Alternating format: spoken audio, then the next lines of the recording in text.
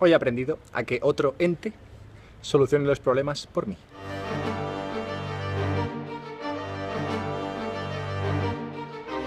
Estoy en el Colegio Oficial de Arquitectos de Madrid para el experimento ese de voluntariado que hablé hace un par de semanas. Bueno, pues este experimento empieza en 2 días, pero de esto no va la cosa.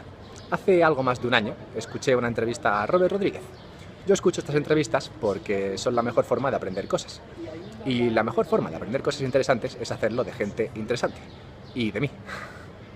Total, que lo que aprendí en esta entrevista es que lo del diario puede ser muy válido, muy práctico. Porque la forma normal de tener un diario es: hoy me he levantado, he hecho una tostada, luego he ido al trabajo. Esto es un coñazo, ¿vale? Sin embargo, su forma de hacerlo, la que le cambió el paradigma de los diarios, fue hacerlo de esta otra forma. En vez de comentar lo que había hecho en el día, comentaba lo que pensaba acerca de su vida en este momento. Entonces, en ese diario explicaba lo que le preocupaba en ese momento de su vida y los proyectos que tenía en mente, ¿vale? Esto mismo fue lo que empecé a hacer yo y es la hostia, porque te permite, pues, de alguna forma viajar al pasado y viajar a tu mente tal como era en el pasado en algún momento.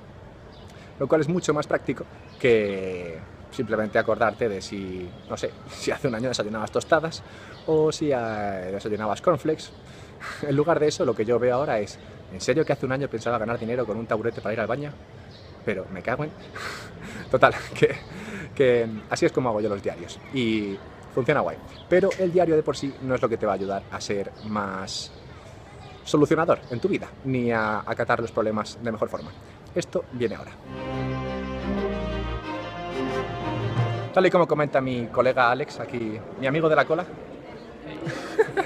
es bastante ridículo que en una organización como el Think Sauer, que se precia de su innovación y tecnología, nos haga hacer una cola de 15 minutos para poner nuestros datos, que ya tienen. Pero bueno. ¿Te acuerdas del vídeo ese de el tío disfrazado de gorila y los chicos jugando al baloncesto? Pues era muy gracioso. Pero si no te acuerdas, consistía en lo siguiente.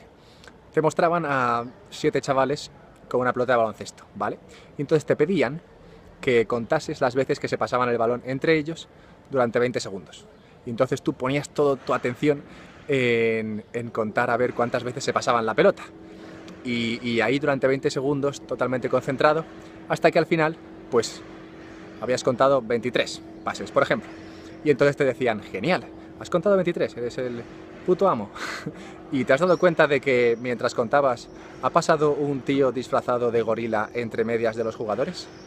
Y no, nadie se da cuenta de el gorila. O sea, si estás centrado en ver y en contar los pases que se dan, no te das cuenta de que hay un tío disfrazado de gorila. O sea, disfrazado de fucking gorila. Y no le ves. Y esto es porque la atención que ponemos es muy importante.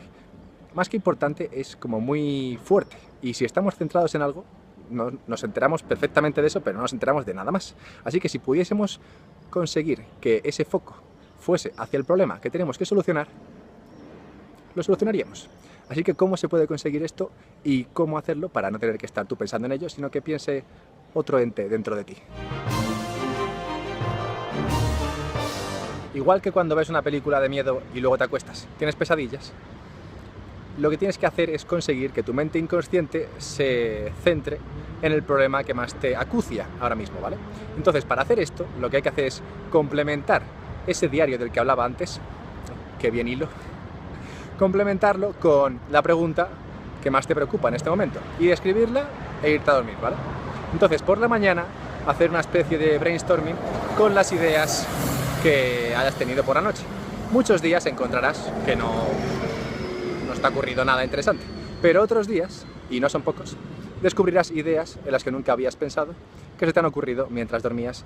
Y pues mira, una cosa con la que puedes hacer para aprovechar el rato que estás durmiendo. Si te da pereza lo de poner las ideas en común por la mañana, pues puedes hacerlo mientras te haces el café, ¿no? Por un poquito de tu parte.